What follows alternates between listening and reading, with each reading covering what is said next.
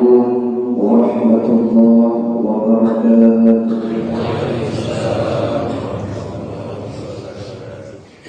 بسم الله والحمد لله نحمده ونستعينه ونستغفره ونعوذ بالله من شرور أنفسنا ومن سيئات أعمالنا من يهده الله فلا مضل له ومن يضلل فلا هادي له. أشهد أن لا إله إلا الله وحده لا شريك له وأشهد أن سيدنا محمدا عبده ورسوله لا نبي بعده. اللهم صل وسلم على سيدنا محمد وعلى آل سيدنا محمد. أعوذ بالله من الشيطان الرجيم. بسم الله الرحمن الرحيم. رب اشرح لي صدري ويسر لي أمري واحلل عقدة من لساني. Segenap lapisan puji dan syukur marilah senantiasa kita panjatkan kehadirat Allah Subhanahu wa Ta'ala atas limpahan rahmat dan karunia-Nya hingga sampai saat ini, sampai detik ini kita masih bisa merasakan nikmat yang begitu luar biasa. Salah satu nikmatnya adalah nikmat bernafas. Kadang-kadang ada di antara saudara kita hari ini, mereka ingin merasakan nikmat seperti apa yang telah kita rasakan. Mereka ingin merasakan nikmat sejuk di subuh yang sangat luar biasa ini. Akan tetapi kadang-kadang kita masih bisa bernafas. Ada di antara saudara-saudara kita hari ini, mereka sedang menghirup oksigen di rumah sakit. Kadang-kadang kita masih bisa dengan nyaman, dengan tentram melaksanakan sholat subuh secara berjamaah bersama keluarga kita. Ada di antara saudara kita hari ini, mereka kadang-kadang tidak bisa melaksanakannya karena kondisi negeri yang tidak aman, kondisi negeri masih dalam peperangan. Maka sepatutnya kita bersyukur kepada Allah Subhanahu wa Ta'ala atas nikmat yang telah Allah berikan kepada kita. Selawat bermahkota dan salam senantiasa tercurahkan ke pangkuan alam Nabi besar Muhammad sallallahu alaihi wasallam dan juga kepada keluarga dan sahabat beliau sekalian yang seimbang saling melangkah memperjuangkan kalimat la ilaha illallah Muhammadur Rasulullah. Kalau kita lihat kilas balik sejarah perjuangan Rasulullah, bagaimana dulu Rasulullah memperjuangkan agama Allah sampai nyawanya menjadi taruhan.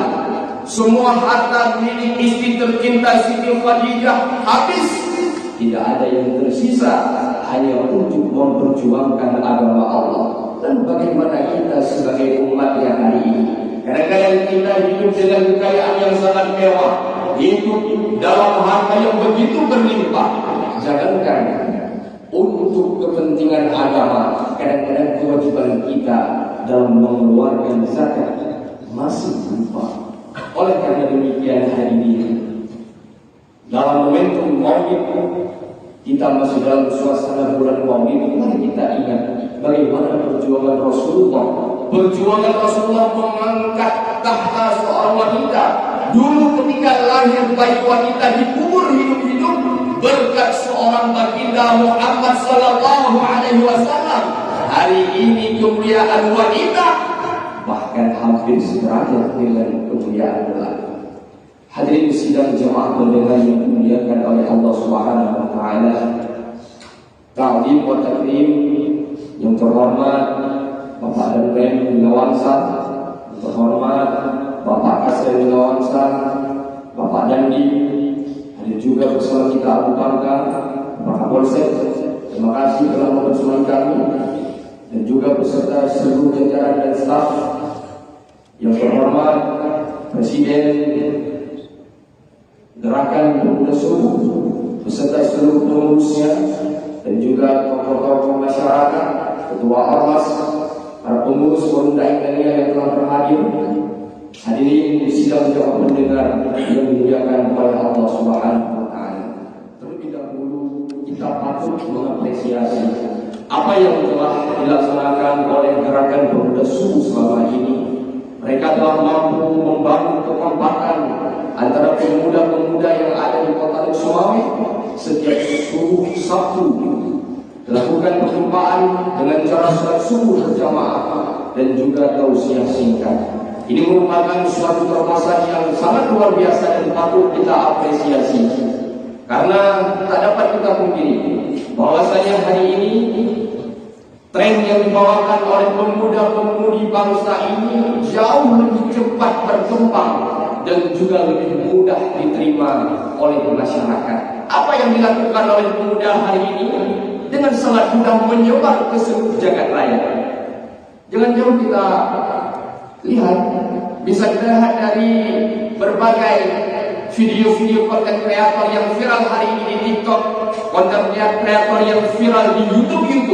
Coba kita lihat, ketika pemuda sudah mengambil alih, apa yang dilakukan oleh pemuda meskipun itu tak bermanfaat, meskipun itu hanya sebuah humor saja, akan tetapi bisa menyebar dengan cepat ke seluruh jagat raya. Coba kita lihat kata-kata, kamu nanya, hampir seluruh jagat raya tahu kata-kata itu. Saya rasa hadirin yang hadir di sini juga tahu, bahkan gubernur juga tahu. Padahal hanya kata-kata kamu nanya, itu sudah menjadi suatu hal yang viral. Mengapa? Dikarenakan yang mengambil alih media sosial hari ini adalah pemuda-pemudi bangsa ini. Sampai-sampai kalau kita hari ini mau membeli sesuatu, kadang-kadang terkena virus kamu nanya. Orang yang menjual tidak berani lagi menanyakan kepada pembeli, pembeli pun tak berani menanyakan kepada penjual, karena nanti takut dibilang kamu nanya, ente ya ente. Itu kata-kata yang sudah viral di sejagat raya. Mengapa? Dikarenakan hari ini pemuda yang mengambil alih media sosial. Maka di sini dapat kita mengambil kesimpulan bahwasanya hari ini ketika pemuda-pemudi melakukan aksinya, maka masyarakat pun dengan mudah menerimanya. Kalau seandainya hari ini sesuatu yang viral tersebut bukan hal-hal yang tidak bermanfaat, bukan hal-hal hanya sebatas humor saja, akan tetapi bisa berbentuk syiar. Hari ini kalau pemuda-pemudi bangsa ini mengambil alih syiar agama, mereka ikut andil berdakwah, maka saya sangat yakin dakwah hari ini bisa tersebar ke seluruh jagat raya dengan model apapun, dengan karakter apapun yang dimiliki oleh pemuda tersebut. Maka saya punya sebuah ide, kalau bisa hari ini ada pemuda-pemudi yang pandai dalam memainkan media sosial, barangkali mereka bisa membuat satu video konten kreator. Misalnya mereka pergi ke pasar-pasar, kemudian membuat kegiatan sosial eksperimen, ketika berjumpa dengan orang lain memberikan salam, orang yang tak dikenal dia jumpai memberikan salam, assalamualaikum, sehingga nantinya video itu bisa tersebar luas. Dan saya yakin pastinya orang-orang akan mengikuti video tersebut, karena hari ini sesuatu yang viral akan diikuti oleh orang banyak, meskipun kadang-kadang itu tak benar. Nah, kalau misalnya video ini bisa viral, orang-orang akan mengikutinya. Ketika berjumpa orang tak dikenal akan memberikan salam. Hari ini kalau kita lihat, memberikan salam kepada orang tak dikenal itu masih canggung, padahal agama memerintahkannya, agama menyuruhnya. Ucapan salam itu memang sederhana, akan tetapi menjadi sangat luar biasa. Dikatakan orang yang memberi salam mendapatkan pahala sunat, orang yang menjawab salam mendapatkan pahala wajib. Hal yang sederhana bisa menghasilkan dua pahala yang sangat luar biasa. Hadirin sidang pendengar yang dimuliakan oleh Allah Subhanahu wa taala. Beberapa hari yang lalu kita didatangi oleh tamu yang tak diundang. Sebagian besar wilayah Aceh Utara dan juga wilayah Kota Sumawe dilanda oleh musibah banjir. Musibah banjir kalau saat ini tak hanya menjadi tamu setiap tahunnya, akan tetapi hampir menjadi tamu setiap bulannya. Masyarakat mengeluh, masyarakat resah dengan musibah yang telah Allah berikan ini. Berbagai macam komentar-komentar yang disampaikan oleh masyarakat ketika mendapatkan musibah. Ada orang ketika mendapatkan musibah dia menyalahkan pemerintah. Di mana pemerintah? Ini salah pemerintah. Pemerintah tidak bertanggung jawab. Ada tiga model orang yang berkomentar ketika mendapatkan musibah, dia menyalahkan orang lain. Ini gara-gara orang asik nonton Piala Dunia, gara-gara orang asik bermain judi taruhan di Piala Dunia, sehingga Allah memberikan musibah banjir. Padahal dia juga betul. Ada juga sebagian orang yang menyalahkan dirinya sendiri. Ya Allah, dosa apa yang telah saya perbuat?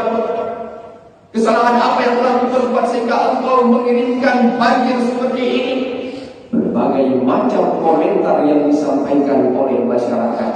Lantas bagaimana cara terbaik saat kita menghadapi sebuah bencana yang diberikan oleh Allah Subhanahu wa Ta'ala? Perlu kita ketahui, hadirin sekalian jemaah yang dimuliakan oleh Allah, musibah yang Allah berikan kepada umatnya, musibah yang Allah berikan kepada umat manusia tidak hanya berupa musibah banjir, longsor, tsunami, akan tetapi musibah tersebut ada juga berupa sakit. Musibah berupa kehilangan uang, kehilangan harta, kehilangan jabatan, kehilangan wanita, kehilangan anak-anak. Itu juga merupakan ujian yang diberikan oleh Allah Subhanahu wa Ta'ala.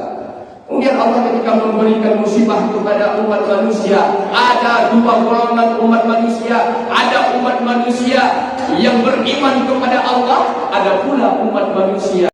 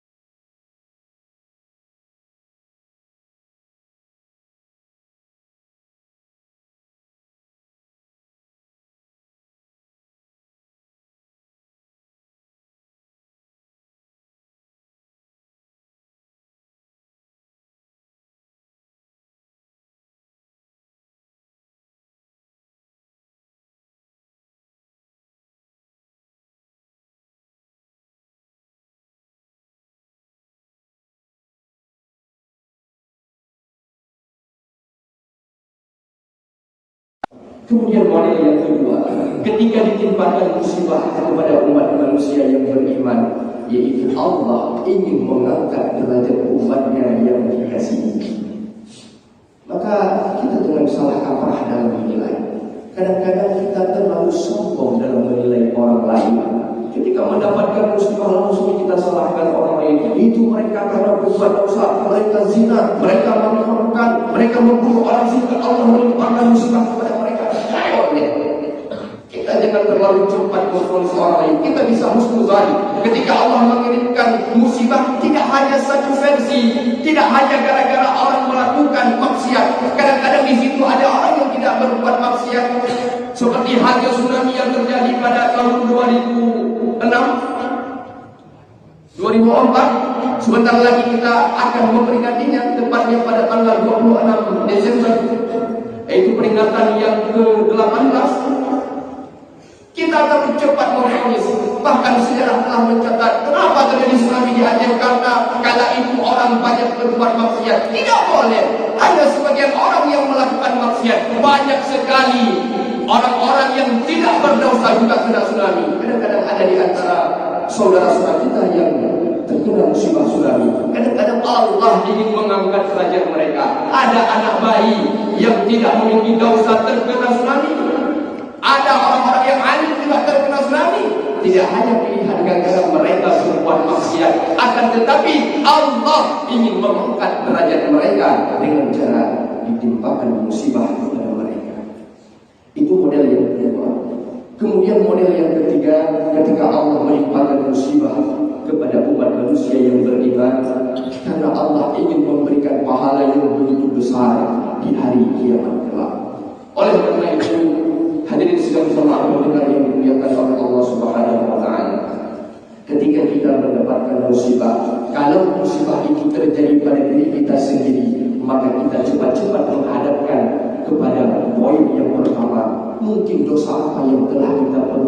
sehingga Allah melimpahkan musibah kepada kita. Namun ketika musibah itu bukan datang terhadap diri kita sendiri, akan tetapi datang kepada orang lain, jangan cepat-cepat memvonis orang lain melakukan maksiat. Kadang-kadang kita bisa menghadapkan kepada poin yang kedua, mungkin Allah ingin mengangkat derajat mereka.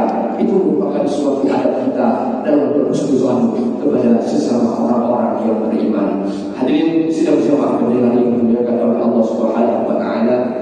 Lantas bagaimana dengan firman Allah dalam Al-Quran surah Ar-Rum ayat 41? A'udzubillahi minasyaitonir rajim. Bismillahirrahmanirrahim. Zaharal fasadu fil barri wal bahri bima kasabat aydin nas liyudhiqahum ba'dal ladzi 'amilu la'allahum yarji'un. Telah tampak kerusakan di darat dan di laut disebabkan oleh ulah alam manusia itu sendiri. Allah memberikannya agar mereka mengetahui akibat perbuatannya dan mereka kembali ke jalan yang benar. Ayat yang saya bacakan tadi, hadirin sidang jemaah pendengar yang dimuliakan oleh Allah, merupakan ayat untuk kita mengintrospeksi diri. Ketika kita mendapatkan musibah, jangan menyalahkan orang lain, tapi kita menyalahkan diri sendiri. Akan tetapi ayat tersebut tidak boleh kita gunakan untuk menilai orang lain, karena kita tidak memiliki adab dengan sesama orang-orang yang beriman.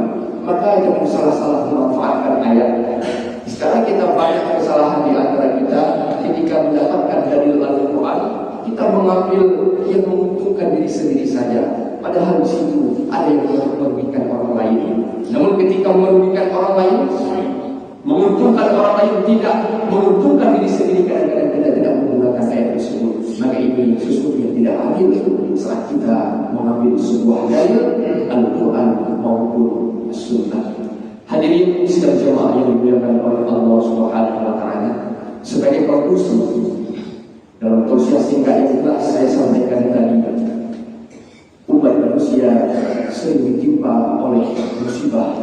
Apalagi di akhir tahun ini banyak sekali musibah, problematika yang dialami oleh masyarakat. Maka pandai-pandailah dalam menyikapi musibah ini, pandai-pandailah dalam menilai. Ketika kita mendapatkan musibah, jangan terlalu sombong kita membenarkan diri sendiri dan kita senantiasa selalu menyalahkan orang lain, tapi introspeksi diri sendiri dan kita berhusnuzon terhadap apa yang orang lain lakukan.